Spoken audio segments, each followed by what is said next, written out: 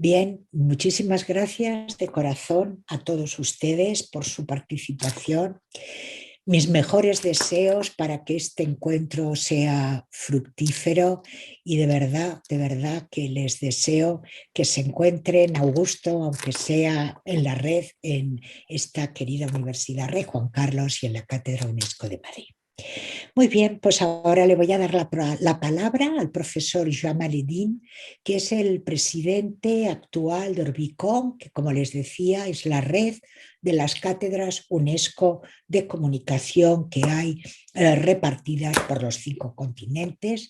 Esta sede de ORBICOM se encuentra, como les decía, en la Universidad de Quebec, en Montreal, y por tanto, Jamal, cuando tú quieras, tienes la palabra.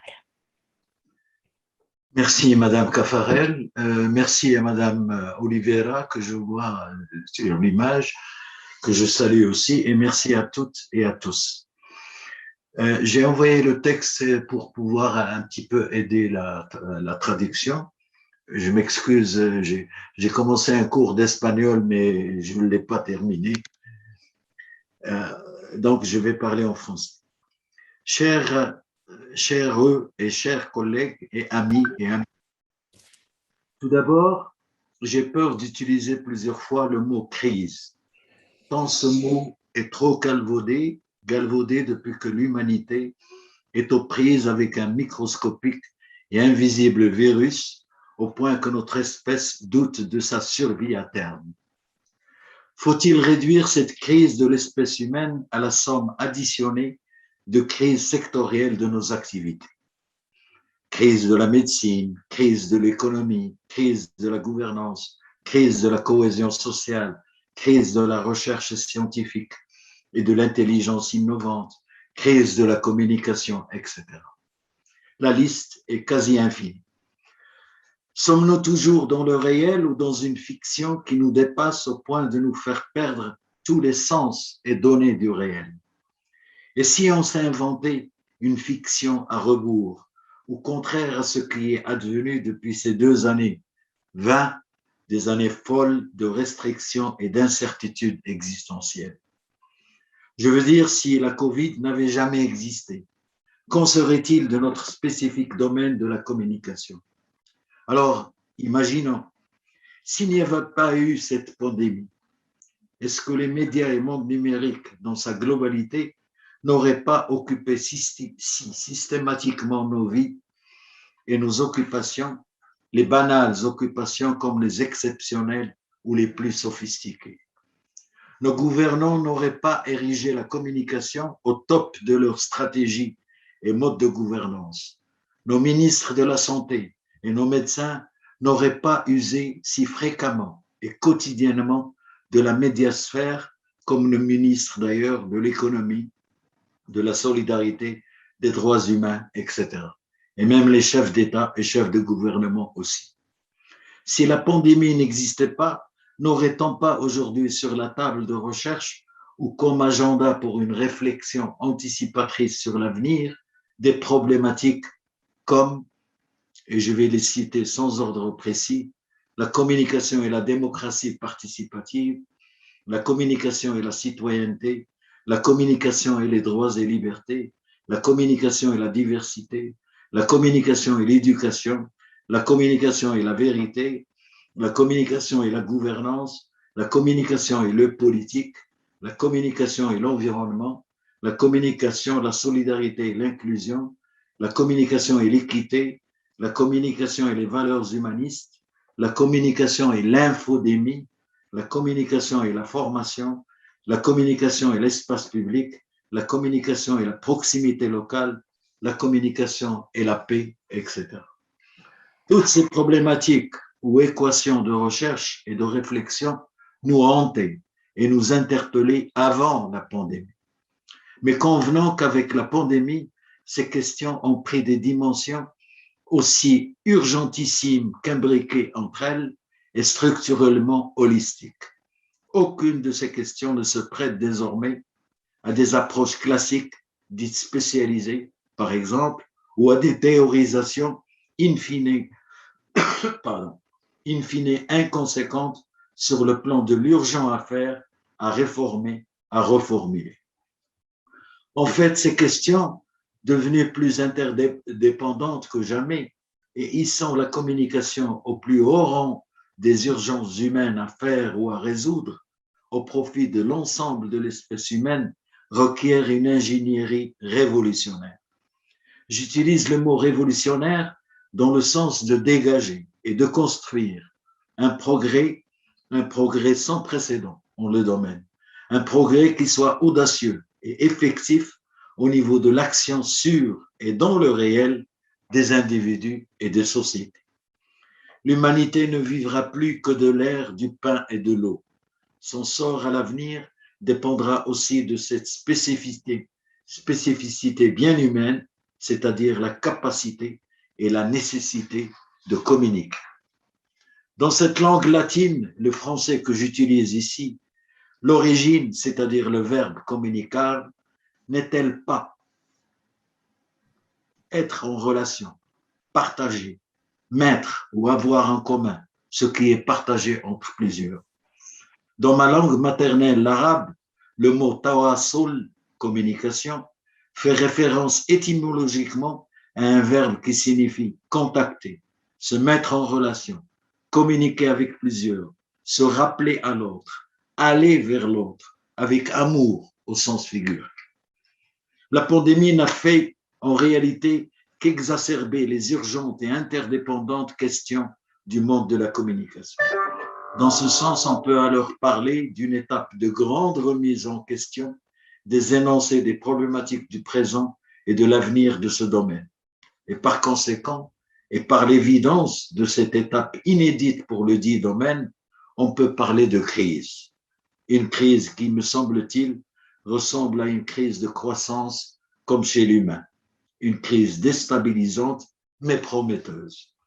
La communication, grâce ou à cause de la COVID-19, est sommée maintenant de croître immanquablement et urgemment, de progresser dans l'échelle des priorités humaines, l'échelle des nécessités vitales pour notre espèce, pour notre vivre ensemble, tant idéalisé depuis toujours.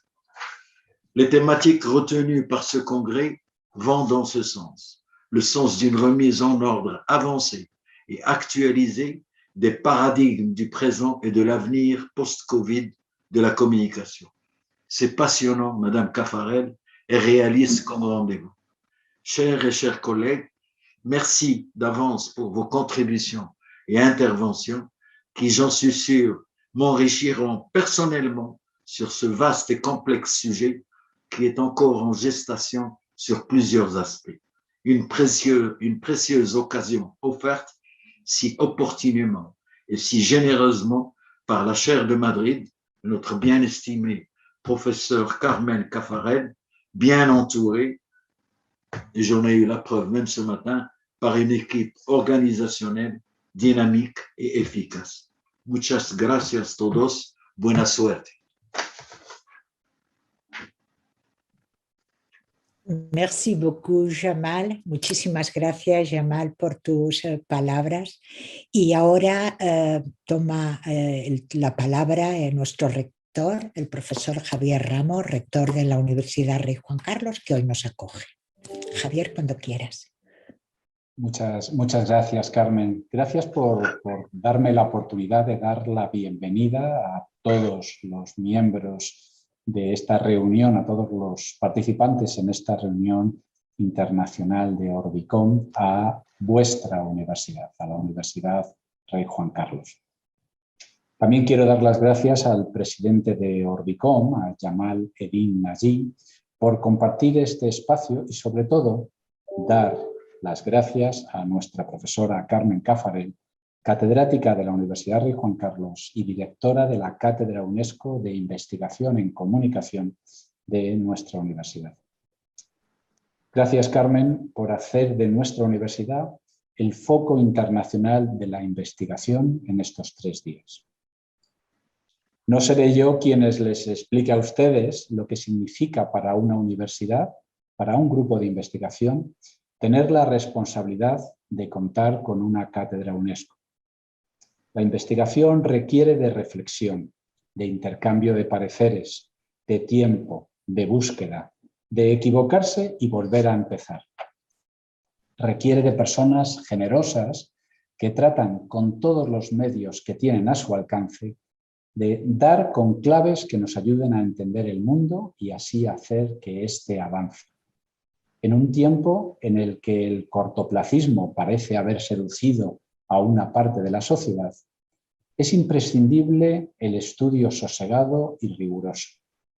Estamos viviendo unos años duros desde el punto de vista sanitario y lo que a mí me preocupa más, la consecuencia social que está trayendo consigo. Vivimos un bombardeo de opiniones y mensajes que se dan sin mesura y sin conocimiento por personas que se han llamado coloquialmente opinólogos, que sientan cátedra sobre cualquier tema sobre el que se les pregunte. Los medios necesitan satisfacer la demanda de información inmediata que la sociedad pide, generando así una bola de nieve que arrastra a su paso con conciencias, estados de ánimo y clima social.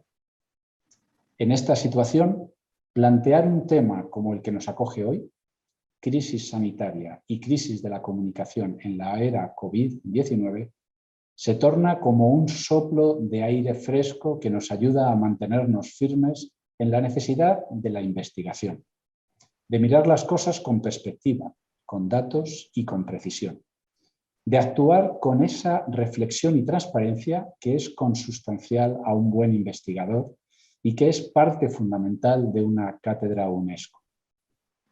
Es un honor, pues, para nuestra universidad haber sido y ser merecedora de contar entre sus aulas con grupos de investigación serios y rigurosos, que están atentos a las necesidades sociales y que saben que, lejos del corto plazo, la investigación ha de aislarse de modas y prisas y actuar con juicio, pensamiento, conocimiento y mesura. Como decía la profesora Caffarel, desde esta joven universidad que cumple este año 25 años, gracias por todo el trabajo tan necesario que van a ustedes a realizar. En este caso, el honor es de nuestra institución, de nuestra universidad, en acogerles. Muchas gracias y que tengan un buen y fructífero congreso.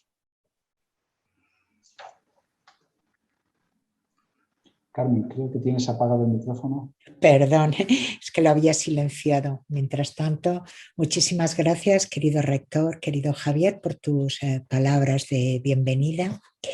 Y en este momento vamos a tener la oportunidad de asistir a la conferencia inaugural que va a impartir doña Marielza Oliveira, que es la directora de Alianza y Monitoreo del Programa Operativo de la UNESCO del área de las Comunicaciones y la Información.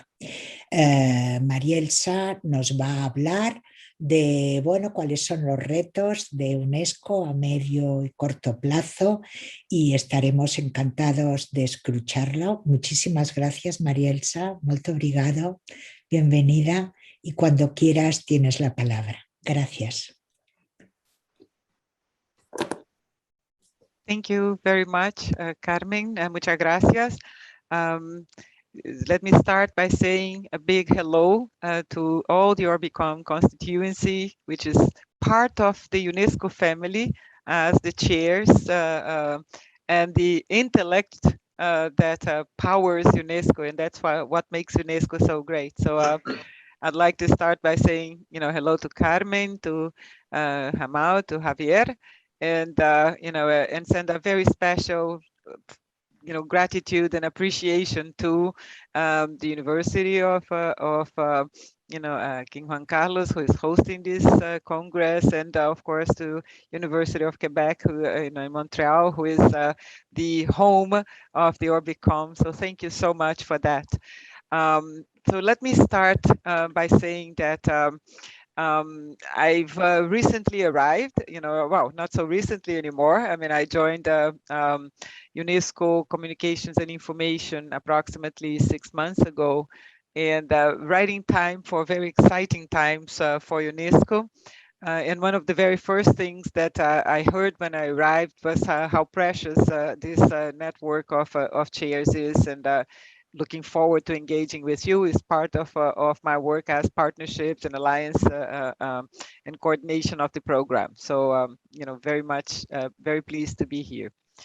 And let me say also that it's very exciting that this year in UNESCO, simply because we have not only the 75th anniversary of UNESCO since its creation, so it's a very important year for us, and also it's the start of a new strategic planning period for UNESCO. So we are 1 week, we are speaking today, 1 week before the UNESCO General Conference, which will look at the next, what we call the medium-term strategy for UNESCO, which is how UNESCO adjusts and what it looks forward for the next 8 years to contribute to in order to help fulfill its mandate the mandate of building peace in the minds of women and men through education, science, culture, and of course, very important, communications and information. So this medium-term strategy of UNESCO is actually going to, if approved, and of course we have an expectation of approval in the next General Conference next week.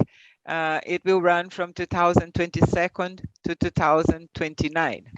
So it will be, the major element of our strategic plan, and views for the next period.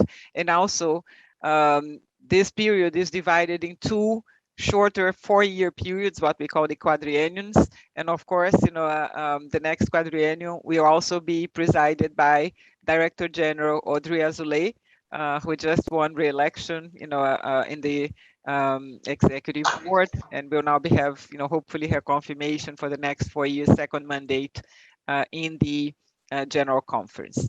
So I'd like to share my screen to show you a few of the slides and and content of our work. So let me see if I manage to share that with you. Okay, share. Can you see the slides? Yeah, I hope that you can see them. Okay, gracias. Muchas gracias. So let me start by saying, that, oh, sorry, whoops. Where is the screen? Oh, okay.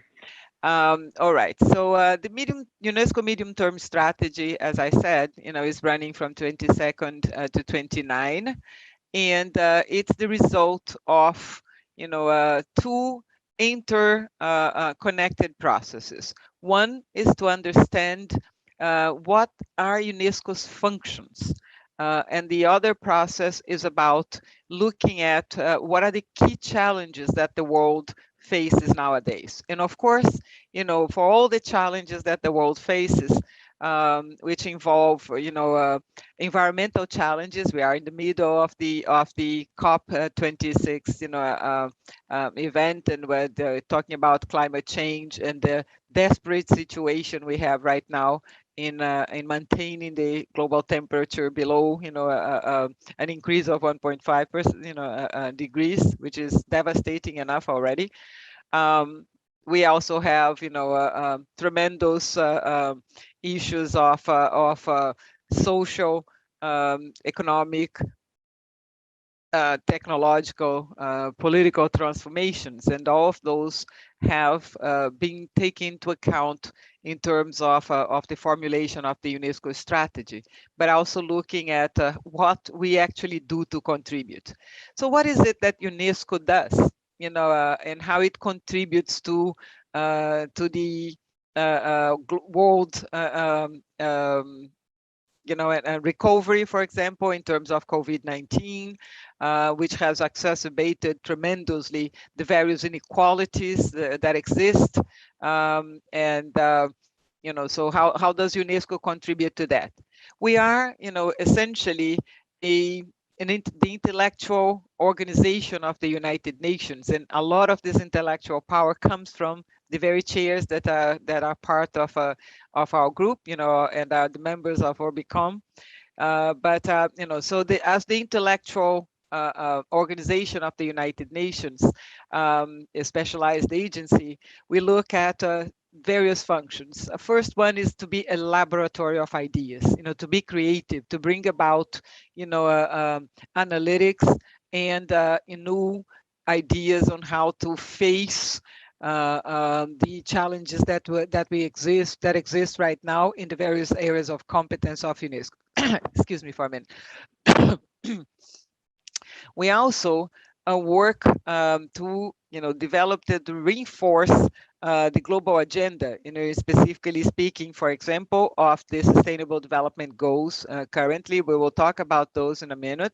You know, doing policy analysis, doing monitoring, doing benchmarking, development of you know, benchmarking data and statistics and compilation of indicators and so on. We set standards as well, you know, norms and standards in the fields of competence of UNESCO. So for example, we have 86 instruments in education, you know, from international legal frameworks, you know, there are you know, declarations and rights, you know, based, to recommendations and guidance, guidelines, and so on and so forth, including guidelines, for example, for reopening schools safely after the pandemic and so on. We are catalysts for international cooperation in terms of, you know, the kind of work that we do to bring about and foster knowledge exchanges and different types of networks around the world, including the UniTwin network for knowledge sharing, for, you know, partnerships, for, you know, synergies and the different types of resource mobilization and combination. And we build capacities, and particularly of member states, but also the different constituencies that we have, including, you know, students, including, you know, educators, including, you know, artists, including, you know, civil society, private sector, you know, academia, media, and so on and so forth. So this, you know, the functions are what we do, you know, and now we need to talk a little bit about what are the areas in which we contribute. So UNESCO, I'm pretty sure that you are familiar with the United Nations, you know, 2030 Agenda for Sustainable Development, and know that there are 17 Sustainable Development Goals. But of course, you know, even though UNESCO somehow as a UN entity, it contributes to all SDGs, it doesn't contribute equally to all. There are some that are big priorities for UNESCO, and within those priorities, we have significant contributions to make in 9 of them. So, you know, of course, we start with a general, you know, priority on gender equality. So everything we do actually should be, focused on gender equality. But we also, you know, of course, you know, UNESCO is most known for, you know, these contributions to education, to quality education, life learning for all, to gender equality. But we also work on water, you know, helping, you know, to keep fresh water safe and available to everyone, to making sure that there are innovation and industry, and innovation is a major area for our work in communications and information as well, that we contribute to climate action, and that we contribute to the health of oceans, as well as to the health of you know, lands and forests, and to a strong, you know, democratic society with robust and strong institutions, and to the building of partnerships. And in addition to that, and note that even though communications and information is not actually mentioned specifically in any of the SDGs, all of them are highly, you know, dependent on what we do in the communications and information area, more so since the pandemic. For example, you know, when we talk about the issues of quality education, lifelong learning for all, we are talking about the fact that at some point, in the beginning of the pandemic, 1.6 billion students were out of school and could only resume their learning process through digital learning. So communications and information was absolutely essential, so that we could actually have continuity of education. That we, in gender equality, in communication and information, for example, we do have developed indicators for gender and media, and we try to look at the different aspects of gender equality. For example, right now, today is they will celebrate the International Day to end impunity, sorry, actually yesterday, the end impunity against the crimes, from crimes against journalists. And what we are talking about here is that 73% of women journalists actually experience harassment and abuse online. And 20% of them actually report that online harassment actually transfers to the real world and becomes crimes against women journalists that then go 85% of them unpunished. So it's the issues of gender equality start with safety of journalists, with the lack of women in technological and communications fields, and so on and so forth. When we talk about freshwater resources, or we talk about the health, climate health, and the health of our oceans and our forests, there's a lot that communications and information has to do with that. For example, the three major areas for disinformation spreading in the world right now are: number one, the COVID-19 pandemic; number two, electoral processes; and number three, climate action and climate change. There is a tremendous amount of misinformation and disinformation circulating specifically about the health of our ecosystems. Of course, there's an obligation and a contribution that communications and information makes towards dispelling this kind of harmful content. Just so that along with the protection of journalists, we are starting a new process on freedom of expression and protection of the safety of all professionals under UNESCO's mandates, because of freedom of expression in media. Also, we also have artistic freedom. We also have academia freedom, and you're both professors and communicators, so that you look at this issue from several sides, and so on and so forth. And besides these 9 SDGs to which we contribute, UNESCO also does a series of contributions in terms of generating data and analytics, very specifically on the quality of education through the UNESCO Institute for Statistics, on transboundary cooperation, innovation and research and development. So the UNESCO Institute for Statistics, which is also in Canada, looks at indicators for innovation, which is one of the areas that we work very closely in.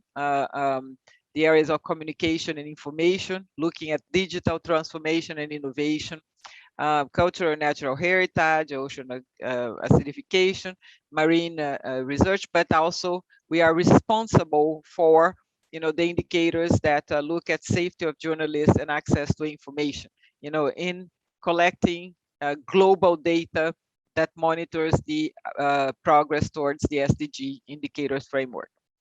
So this, so going back, what UNESCO does, the second area is where, UNESCO intervenes, the thematic areas, in which UNESCO works. And now that takes us to, the strategic outcomes that UNESCO has set forth for the next 8-year period. And those are, looking at very big changes in the world, in regards to to what is going on in terms of technological change, in terms of political, geopolitical, social, and economic transformation. Much of it has actually come about, because of the pandemic, but also much of it that is the result of technological, change that has been exacerbated and accelerated by the pandemic. So looking at what we have in terms of priorities, and also these strategic outcomes for UNESCO are big change from the way we actually have organized ourselves in the last 75 years, before. Typically, UNESCO is divided, in 5 sectors. So we have a sector for education, a sector for culture, a sector for natural sciences, another one for social and human sciences, and another one for communication and information. So that's where I am. And usually, in the past UNESCO midterm strategies, what we looked at was a very individual contribution from each sector. So it's like each sector had its own mini strategic plan. But now, for the first time, and this is a major change for UNESCO, we are looking at UNESCO overall strategic outcomes that we are looking at, plus, the strategic objectives that the organization has to contribute to, and all outcomes are actually, all these results have to be collectively produced by the various areas of intervention of UNESCO, which communications and information is one of them. So we actually have, first defined what we call global priorities. And these global priorities mean what are the key elements in terms of, of groups, and in terms, that are the most absolutely vulnerable and targets that we have of our interventions. So, the continent of Africa, which is, the most left behind continent, is, support to Africa is a major element of our work, as well as gender equality that has to be part of everything we do, and in addition to that, we are looking at support to young people and to small island developing states. So SIDS, is the acronym for small island developing states, looking at those that are the most affected, for example, by the current climate crisis, by pandemic, travel, border closures and travel restrictions, and so on and so forth. So anyways, we have looked at several key strategic priorities and objectives, and we'll go over each of those. So if you, and I'll try to leave a few, moments at the end for some questions if you would like. But UNESCO has developed 10 results, areas, or 10 outcomes in which we will, be working, and communications and information contribute to all of them. We are expected to contribute to all of them. So I'm not going to go in detail about this slide, because we're going to go over each and every one of those objectives in separately, so we'll get to that point. I'll cover each of them. Just wanted to say, to show you what the structure of our midterm, priorities are for the period. So, first of all, what is it that communications and information sector does? And out of which it will come, it will derive its contributions to the UNESCO priorities for the next 8 years. So our mandate is to foster freedom of expression, media development, access to information and knowledge, in line with UNESCO's mandate to promote the free flow of ideas by word and image. So essentially, this is the UNESCO mandate, and you will see how interesting that the UNESCO mandate is actually itself a mandate in communications and information and knowledge generation, so free flow of ideas by word and image. This is what UNESCO does. And for us, freedom of expression, access to information and knowledge, and media development. And of course, lately also the issues of digital innovation and transformation, which have become so completely prevalent and necessary. So it's going over, the various challenges that we have. So let's go, right here. Strategic outcomes have 4 major challenges. One of them is an education challenge.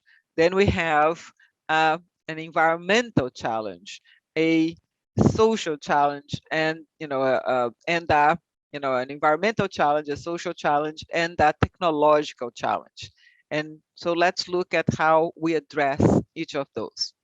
The strategic objective here is to ensure quality, inclusive education, lifelong learning for all, to reduce inequalities, promote learning in creative societies, particularly in the digital era. So, there's a major element of education that has to do with digitalization, and digital transformation and innovation in education, in the education sector itself. So 2 basic major results that we are looking at, 2 major outcomes: to ensure inclusive and actionable education, promote life learning opportunities for all, and then to strengthen cooperation and coordination for the achievement of the Sustainable Development Goal 4 Global Education Agenda based on research, foresight, and innovation. And UNESCO is actually working right now in the futures of education, which you as chairs, as all from education institutions, must be interested in hearing. And there is also a new interest in renewing and revitalizing the entire network of UniTwin chairs and promoting the ability for chairs to interact as much as possible, not only between them in the specific areas, but also across, the various areas of work. So working with educators, with cultural experts, and so on, for communication and information, for example. So what is it that the communications and information sector of UNESCO will be contributing in terms of the education challenge? For us, the big element is to diversify learning pathways to help build dynamic, inclusive societies by,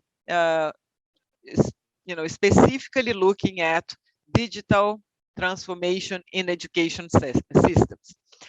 How we develop the skills of young people and adults, particularly new knowledge and digital competencies and skills, and looking at literacy, but also, for example, media and information literacy, digital skills, digital literacy, technical and vocation education and training, with a very big focus also on the STEM area, and higher education institutions, to encourage digital, innovation and solutions in the education system, particularly looking at how we expand and address the needs of vulnerable groups. For example, one of the biggest reasons for exclusion of persons with disabilities from education systems is the lack of accessibility for persons with disabilities in digital learning processes. But so this lack is also a big opportunity, because we do work on assistive devices, on accessibility mechanisms and policies, and so on and so forth. So contributing, just an example of a vulnerable group that have been excluded from education, and where communications and information sector can make a big difference in supporting. So seeking digital solutions, innovation, and adapting this innovation to education systems. For example, looking at what can virtual and augmented reality and mixed reality systems do to support learning processes, and so on and so forth. Right now we have a project with under the purview of the United Nations Secretary General, to which UNESCO is a major contributor, to connecting schools globally, you know, to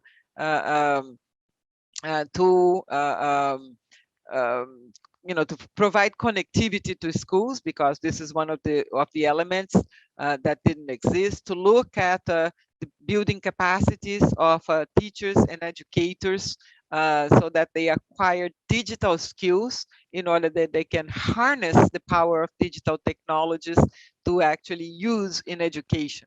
One of the biggest difficulties during the pandemic, for example, was the fact that teachers, you know, particularly those in rural areas or, you know, or more remote areas, not only did not have connectivity, sometimes they didn't have the devices, or didn't even have the, you know, even if they had the devices and connectivity, they did not have the skills to actually transmit knowledge through digital, you know, ecosystems, you know. So this is one of the things that is, you know, that needs to be remedied.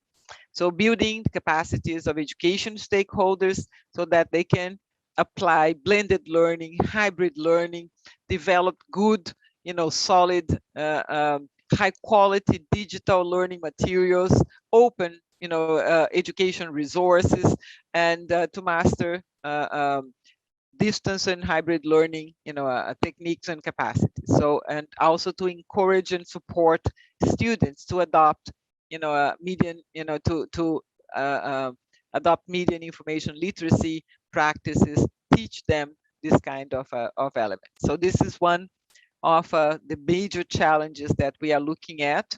And it's looking at a tremendous transformation in education systems. It's part of the futures of education that UNESCO is looking at, and affects you as educators as well as communication and information chairs. So the second big area, you know, like I had mentioned, the second strategic objective is actually to meet the environmental challenge. Like we said, you know, we are currently, you know, in the process of the COP26, and already we see that the challenge, you know, regarding climate change is actually, you know, not being addressed to the extent that it should. And we do have, you know, tremendous responsibility in contributing to this kind of objective as well. So for us, it's an issue of working towards sustainable societies, protecting the environment through the promotion of science, technology, innovation, and natural heritage. Because UNESCO designates not only natural heritage, but biosphere reserves, geoparks, and other areas, protected areas around the world. So out of this strategic objective to address the environmental challenge we have, which is a tremendous challenge that is, you know, that can be one of the most disruptive, the biggest disruptions in human society ever, with mass migration, with increased poverty, and so on and so forth. This is, you know, that there's a tremendous contribution that we can make here. So outcome 3, you know, looking at how we build knowledge for climate action, biodiversity, water and ocean management, and disaster risk reduction. And all of those knowledge enhancing elements, you know, can, you know, definitely benefit from, you know, the work of communications and information, for example, through digital innovation and transformation, through harnessing emerging technologies such as artificial intelligence for to deploy such technologies towards climate action, towards ocean management, to look at how communications and information can support early warning systems in disaster risk management and reduction, and so on and so forth. And the knowledge, in the access to knowledge and information about all of those elements in combating, you know, disinformation in these areas, and so on and so forth. And then, of course, a second outcome to advance international cooperation in science, technology, and innovation. And STI, technology and innovation, is a major part of the work we do in communications and information as well. So what can we do, in these areas? What is the contribution expected from the CI sector in UNESCO? Is to promote access to reliable information about climate change and other environmental, ethical, and social issues, so that we can support people to not only understand these challenges, but to learn how to address and respond to these challenges, to contribute to solutions and so on. So these issues of about reliable information, for example, have to do with what I had mentioned before in combating misinformation and disinformation about climate change, to looking at how we can build and promote access to data, to analytics and etc. that enable solutions to be developed and so on. So also, leveraging the latest advances in scientific research, looking at new data, so data science and cloud storage, transmission of data, crowdsourced science, open science, all of those technological solutions and principled solutions can be deployed, as well as communications methods. For example, a big part of the work we're doing right now and an upcoming a recommendation that has been submitted to the UNESCO General Conference is about open science, about the concept of openness. Openness being different, from free, to make sure that there are open resources available so that people can use, reuse, and share these resources without having to ask permission, to adapt them, to contextualize them, both education resources, so open education resources, but open science, so that more collaborative efforts can be used. And the pandemic, the COVID-19 pandemic itself, it's a major example of the benefits that exist to, when you hold, openness and open science as a standard, as a principle of international collaboration in the scientific fields. When the pandemic started, it literally took, a couple of months, which is the fastest, response in history for gene sequencing to be done, and the very first tests to be developed and deployed, to detect COVID-19 in different populations. And then, of course, collaboration, open scientific collaboration also contributed tremendously to the development of vaccines. So, open science and the openness of digital ecosystems and scientific and technological systems is a major thing that can help enormously, to help to accelerate, progress towards, sustainable goals, sustainable development objectives that we have. So, for us, the support to transition to open as a principle for scientific research, for knowledge sharing and so on, is about, sharing scientific information, data, outputs, make them more accessible, more, democratically governed and transparent, so that we can really harness the power of technology and innovation and reduce the gaps that exist between countries, try to eliminate brain drain, as much as possible, including through, for example, deployment of, collaboration frameworks between countries that, can benefit from virtual, processes, just like we're doing right now. Instead of each of us traveling someplace, although it would be fantastic to travel and be in Madrid for that, for this beautiful conference, but also to, to harness the power of digital, systems to enable this collaboration to happen. So let me talk about the third challenge, and it's a major one. our societies have been fragmented and hurt tremendously, by the latest developments, particularly, on the pandemic. We see a tremendous rise in poverty and inequality. For the first time in literally 20 years, we see a reversal in progress in poverty indicators around the world. There's more poverty today than we had 2 years ago, and which is a tragedy. And we also see enormous hatred, hate speech, and fragmentation in the political spectrum, in the ethnic and racial divides that we are finding, and so on and so forth. So we have a major challenge that we call social cohesion challenge. We need to think of a different social contract, in all our countries and societies. And so our major strategic objective is how can we contribute to building more inclusive, just, and peaceful societies by promoting freedom of expression, cultural diversity, education for global citizenship, and protecting cultural and natural heritage.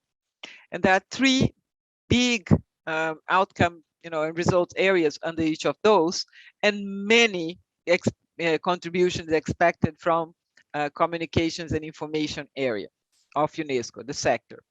First outcome is to enhance the protection and promotion of the diversity of heritage and cultural expressions. And of course, cultural expressions are expressions. And of course, they need freedom of expression. And protection and promotion of that diversity heritage depends on access to information as well, and that technology, innovation, digitalization in cultural systems, and so on, and the harnessing of digital technologies to deploy in favor of protecting culture and heritage. A second area, outcome 6 for us, is to promote the freedom of expression and the right to information for everyone. And here, of course, the communications and information sector has always been spearheading the fight for freedom of expression and the right to access to information for all, including by, celebrating important days like World Press Freedom Day, the International Day for Universal Access to Information, through monitoring indicators, for example, indicator of Sustainable Development Goal 16, Target 10 on strong institutions and public institutions, indicator 2, looking at whether they are disclosing public information as mandated by a human rights framework. And outcome 7, promote inclusion and combat discrimination, hate speech, and stereotypes. And here is a major area of work for us. So, what do we, as communication and information area need to do? Secure the basic principles of human rights, fundamental freedoms, defend academic, artistic, scientific freedoms, freedom of expression, free media, address the threats to those who are most vulnerable, including the digital environment, including, for example, the protection of the rights of children, against child pornography, of inclusion of women in digital, systems, elimination of hate speech and targeting for LGBTI communities, cyberbullying and harassment of women online, and so on. So ensure that there are diverse sources of information and culture and expression and activities, protect multilingualism and indigenous languages. And next year, we also start the International Decade of Indigenous Languages that will run until from 2022 to 2032.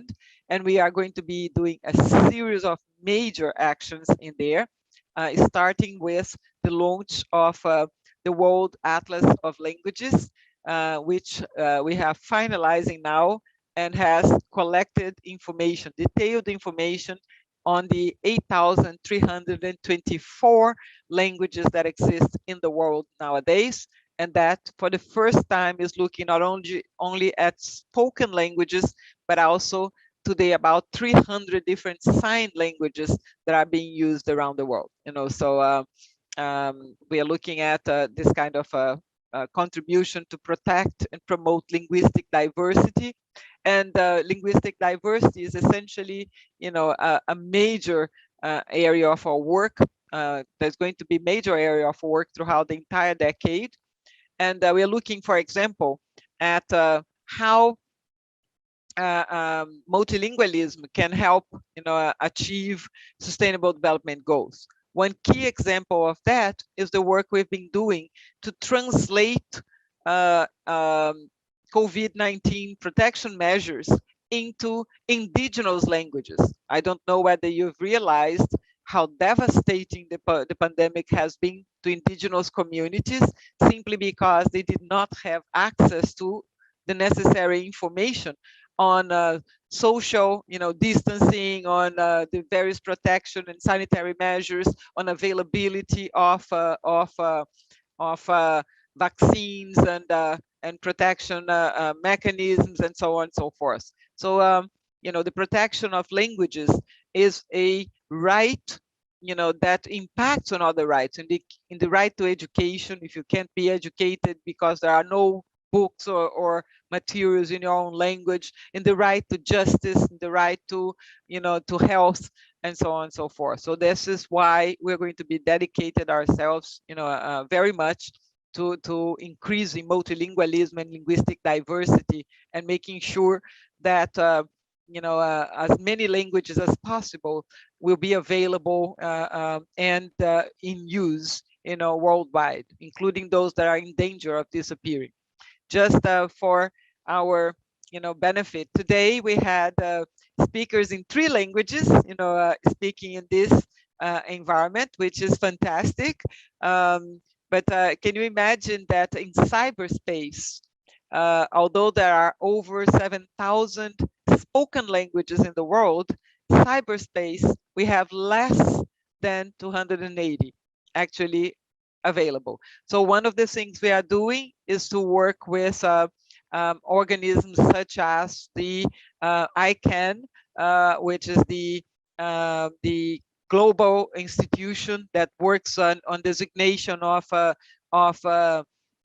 domain names on the web, as well as the names that can be used for creation of emails and etc., to actually increase the types of characters that can be used, to define domain names, languages, and people can use. Because right now, even if somebody wants to access information on the internet, but doesn't have one of the, doesn't speak one of the 280 languages available, they are excluded from, digital, ecosystems.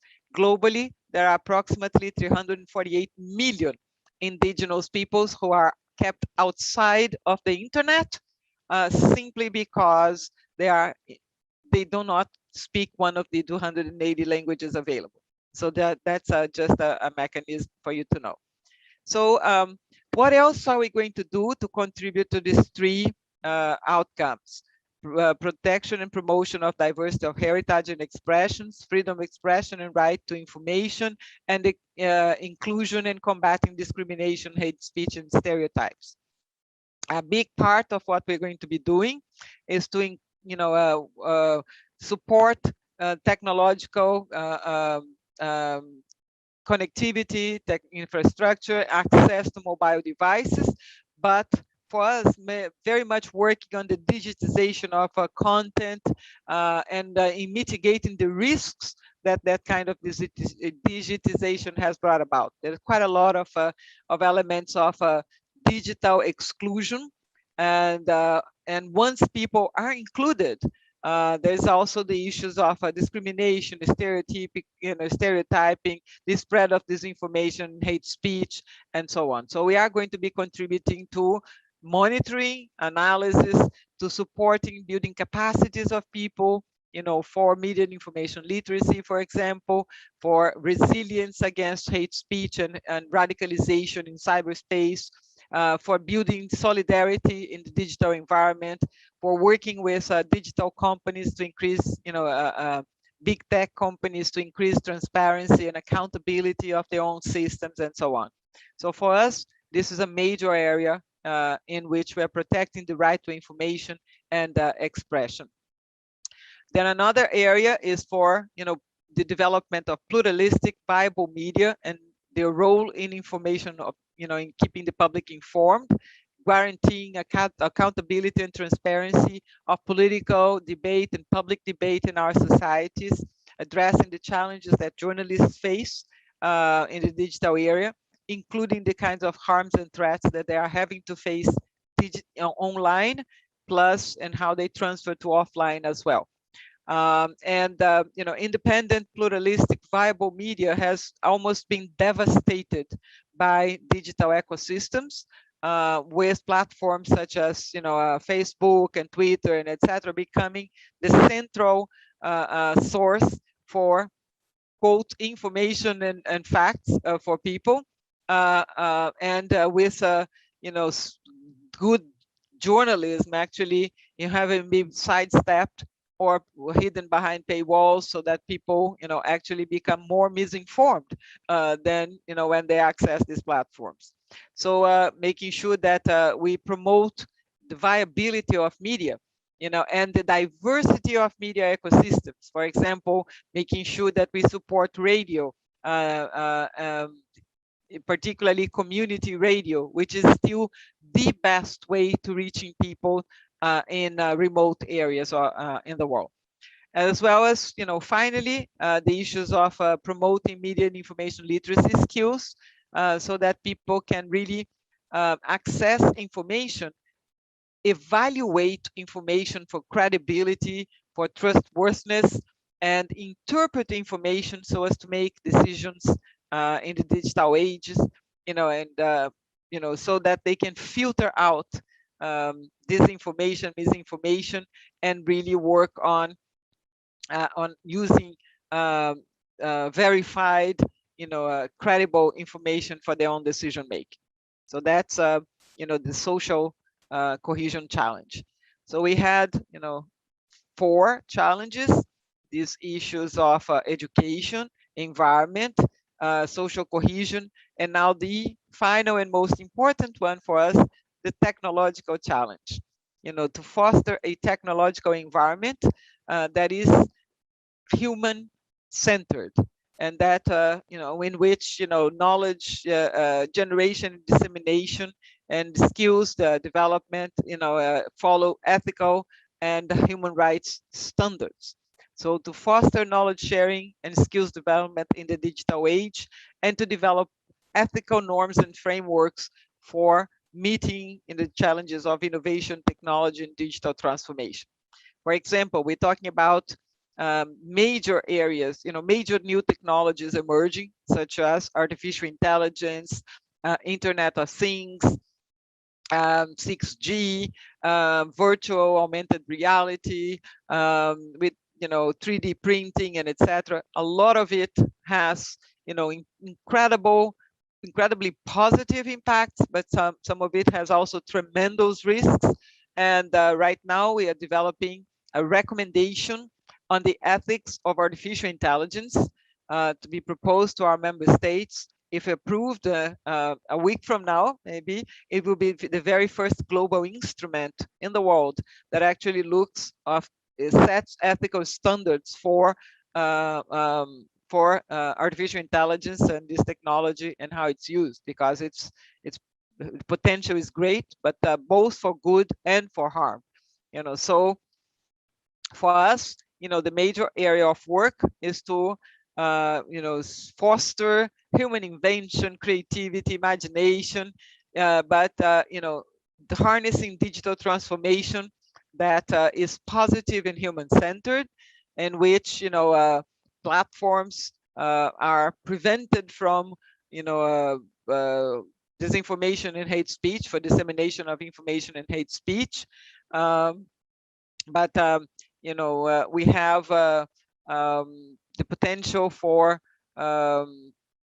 reduction of the current harms that we have on inequality, for example, gender inequality, on racial inequality, and all the different types of inequity that we are finding on digital systems, as well as to harness these digital systems and make them, closer and as close as possible, as respectful as possible to the human rights framework, knowing that online and offline human rights are the absolute same.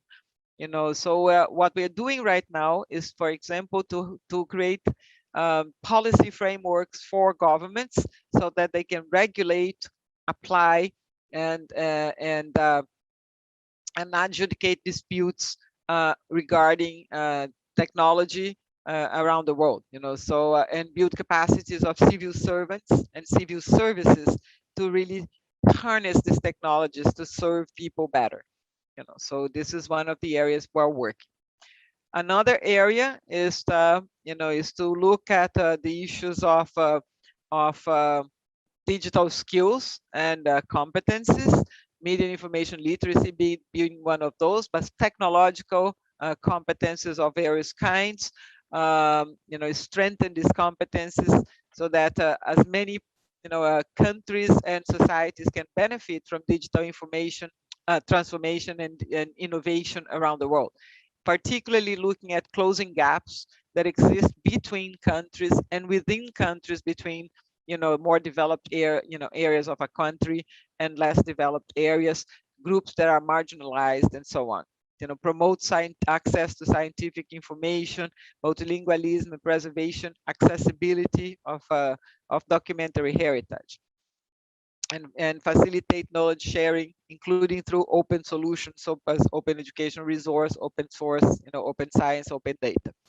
And adapt legislation and policy frameworks to have a diverse ecosystems to foster availability, discovery, and delivery of different types of content, innovative ways to enrich knowledge in line with respect for human rights, and particularly looking at the Rome X framework, saying that digital ecosystems all should be human rights-based, open, accessible, governed by multi-stakeholder participation, and inclusive and safe.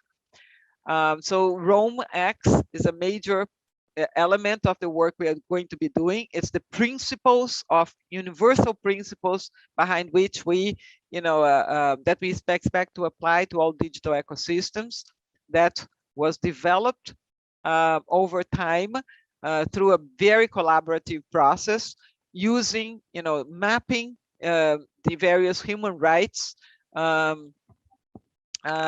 right to privacy, right to expression, right to information, but also right to education, cultural rights, right to justice, all of those. Looking at how all those rights, which rights we should be looking at, then how the different legal instruments on human rights express these rights, and developing specific indicators out of those to measure if digital ecosystems are truly measuring up to our expectations of being rights-based, open, accessible, and multi-stakeholder informed.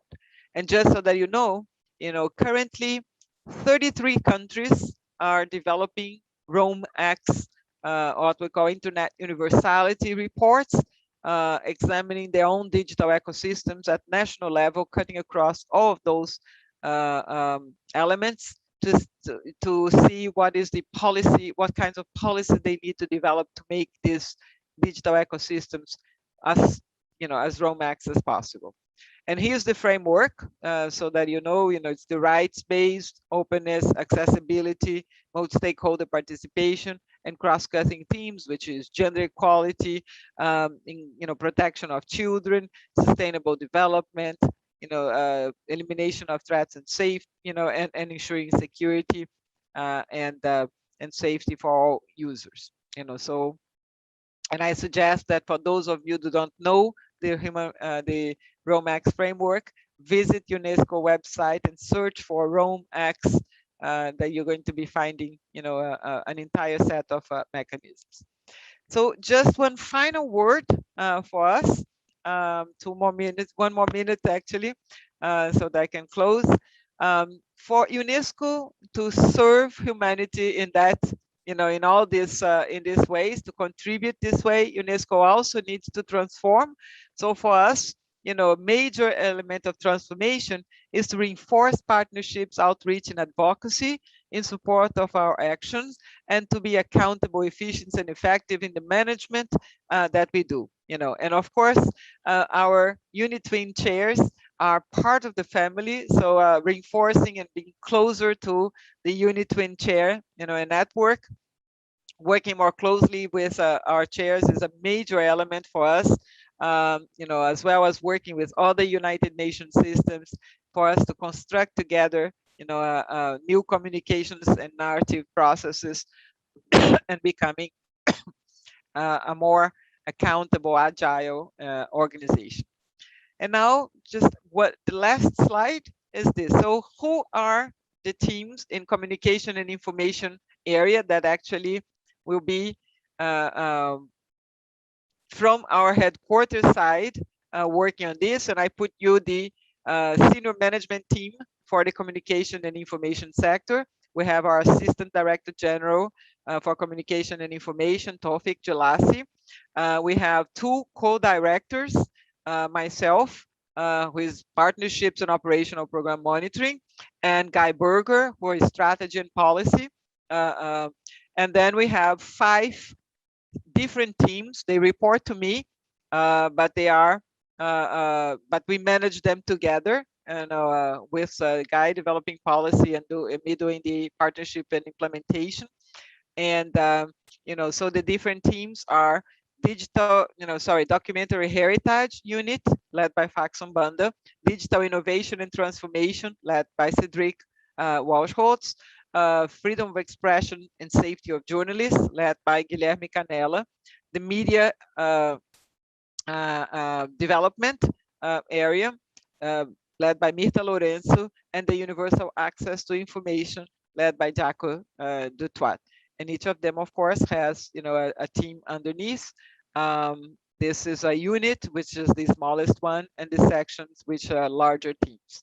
And this is the group and the people who are in charge of this from our side. But of course, all the UNESCO family, the chairs, the Category 2 centers, the learning cities, the cities networks, and all of us together are the ones who produce these fantastic results. And I look forward to working with you, for the next years, and invite you to collaborate very closely with UNESCO. So with that, let me thank you so much. Offer you my email and my contact so that we can remain in touch. And thank you again. And if you have any questions, I'm completely at your disposal for them. Thank you so very much for this fantastic opportunity to talk about what's going to be our strategy for the next years. Marielza, muchísimas gracias por haberte acercado a nuestro congreso. Ha sido un verdadero honor escucharte y bueno, pues lamentándolo mucho, las preguntas que hay en el chat te las vamos a trasladar por correo electrónico y en este momento pues damos paso a las diferentes mesas que ya se han iniciado y muchísimas gracias de nuevo. Adiós a todos. Adiós, Marielza. Adiós. Thank you so Adiós, much. Jamal. I welcome this, and please distribute to the PPT to anybody that wishes that freely available. Thank you so very much, and hope to be in touch. Bye. Español más bueno. Muchas Adiós, gracias. buenas tardes. Adiós. Buenas tardes. Adiós. Adiós, gracias. Chao.